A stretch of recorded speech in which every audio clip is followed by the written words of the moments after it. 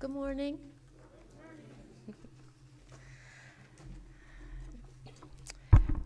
My name is Sarah, and I'm a member here. Right now, general practice would mean that we are read the Gospel of the day from the liturgical calendar. We get an interesting bit of history, told to be good, and sent down for Susie's cookies. And while I would love to be doing that right now by some sick twist of fate, I'm standing up here today. Yay!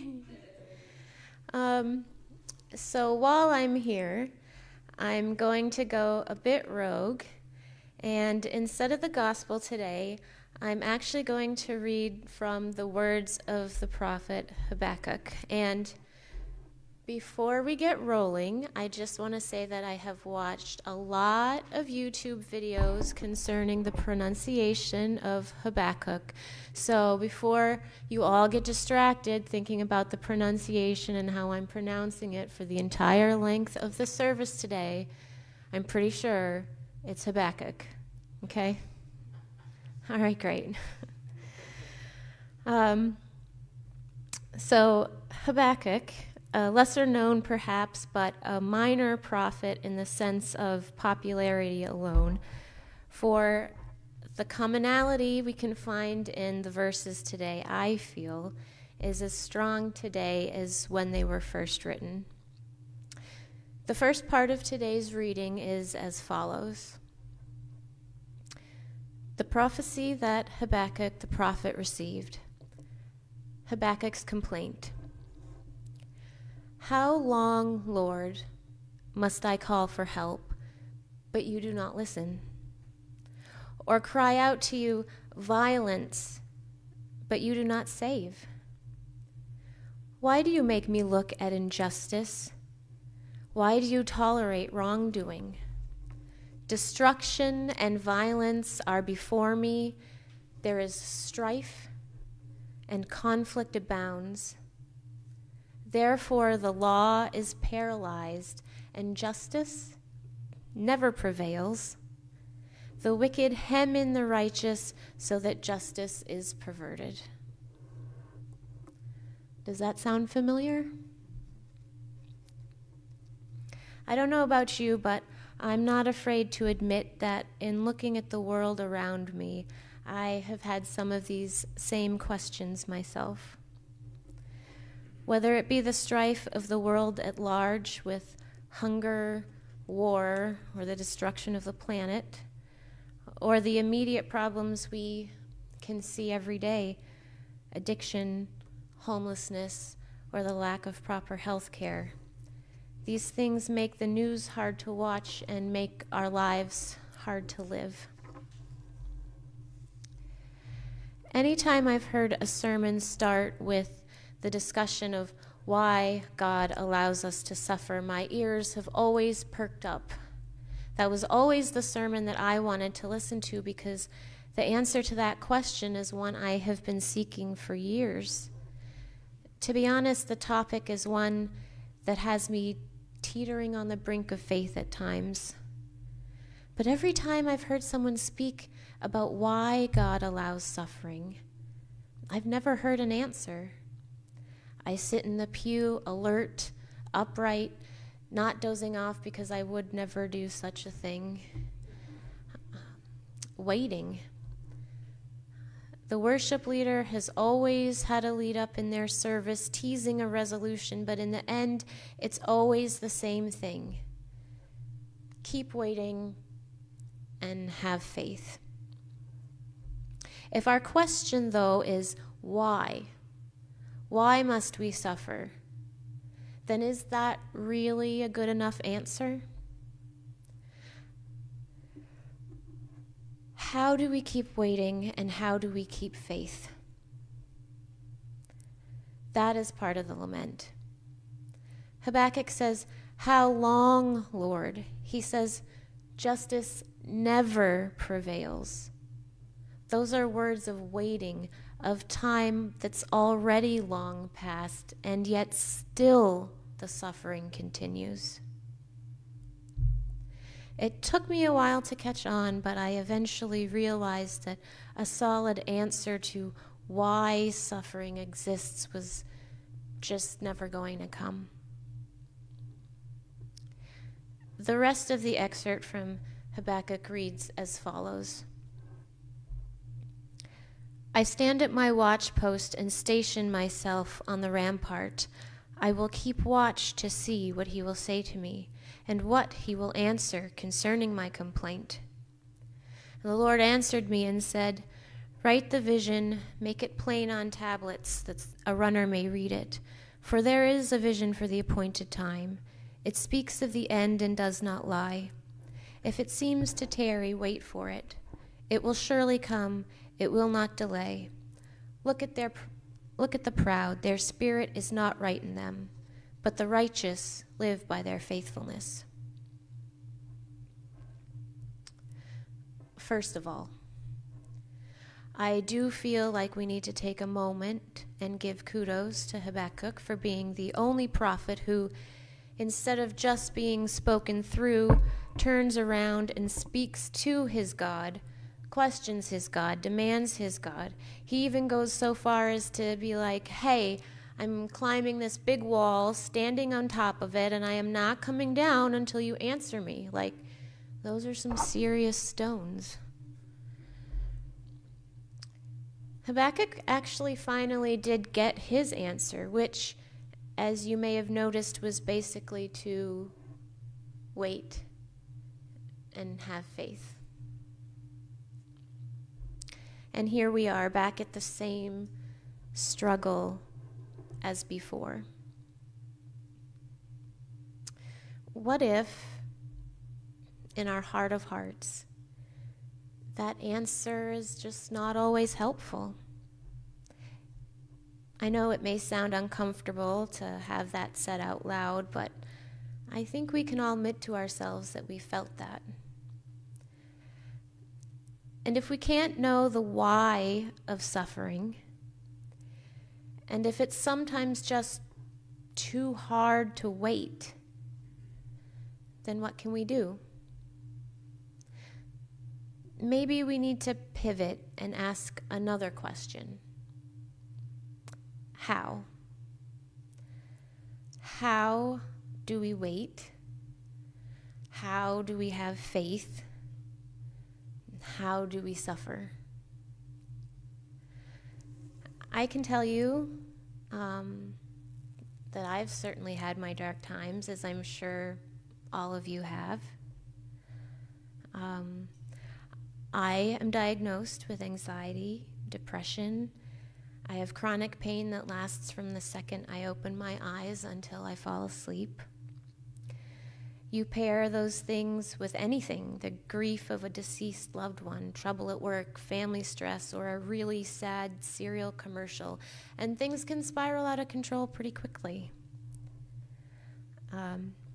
I was recently dealing with some health issues, and at the worst of it, I not only felt my regular bad, but I was hurting, I was exhausted, I felt like no one was listening to my concerns. I felt alone and depressed, and that aforementioned spiral came back, and it took me into territory of feeling useless, burdensome.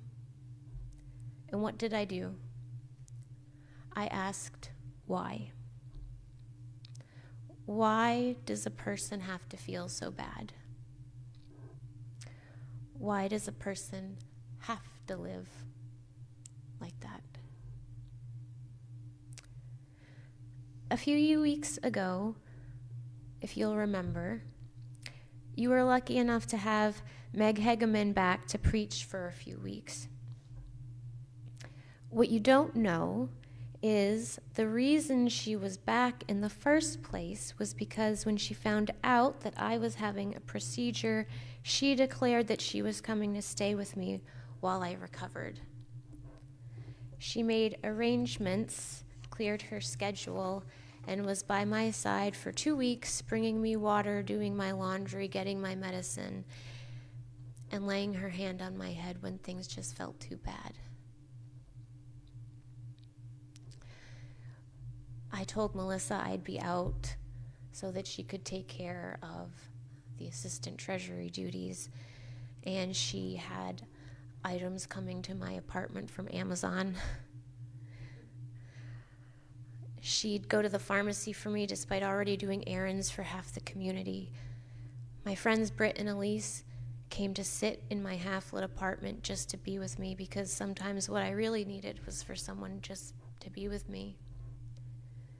My mother forced me to come home with her for the weekend for a change of scenery because, of course, she was right. It was what I needed because she was my mother, and of course she was right. Friends who helped take up the workload when I couldn't keep up. Many of you sent me texts, well wishes, asking me what I needed, and when I came back, people actually had a smile on their faces, happy to see me again. This is our All Saints, All Souls service, which calls us to remember not just those who have been canonized, but to remember our saints as anyone from whom the light of God shines out of. To remember those who've passed before us who rest in power, and those living saints who work to spread love, hope, and justice in a broken world. The people who helped me when I was low, the people in my circle, my friends, my family, my church family, the people who lift me up and encourage me, who take my hand and walk through the grief and fear with me so that I don't have to live within it.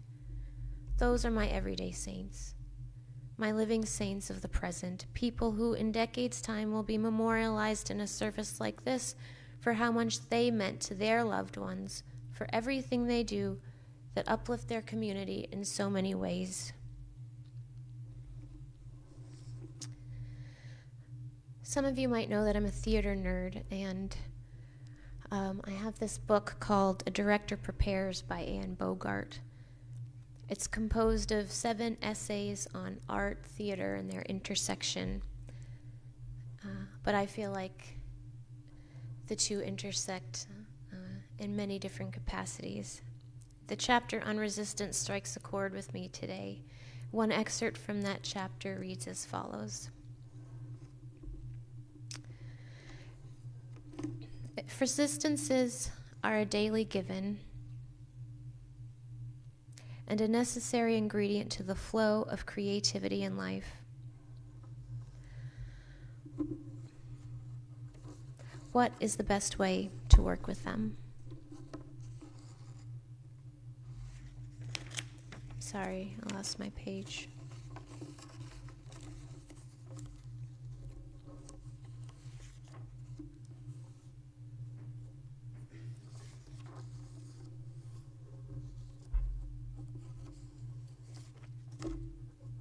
If resistances are a daily given and a necessary ingredient to the flow of creativity in life,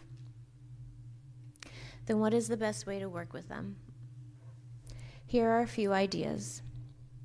First, recognize the resistances that present themselves will immediately intensify your commitment and generate energy in the endeavor. Resistance demands thought. It provokes curiosity and mindful alertness, and, when overcome and utilized, eventuates in elation. Ultimately, the quality of any work is reflected in the size of obstacles encountered. If one's attitude is right, joy, vigor, and breakthroughs will be the results of resistance met rather than avoided. Habakkuk did not hide in the castle walls, drinking wine and eating cake. He did not avoid the suffering of others. He scaled the rampart and demanded justice for all of God's people and did not leave until he received an answer and a God-given task. He did not shrink from resistance. He met it, and he plowed straight through it. And that work is hard. That work is exhausting, and we cannot do it alone. To move through the daily resistances, to to hold hands and walk through someone else's grief with them, to plow through daily suffering, one must have backup. And that's where our everyday saints come in. Those people who God has blessed us with, who uplift and give support, care, and fight for what is right. If we do not know why we suffer, maybe we can know how we get through it.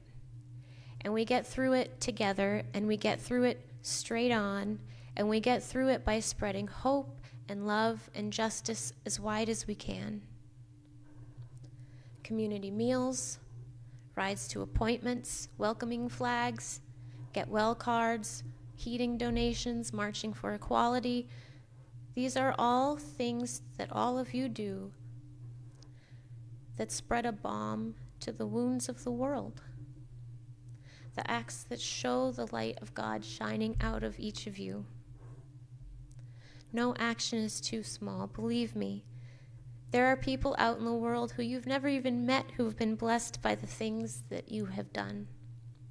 The things you do are important to your community, to this church, and trust me, they've certainly been important to me. Sometimes it isn't that we don't have the answers we're looking for. Maybe we're just not asking the right questions. The word of God for the people of God.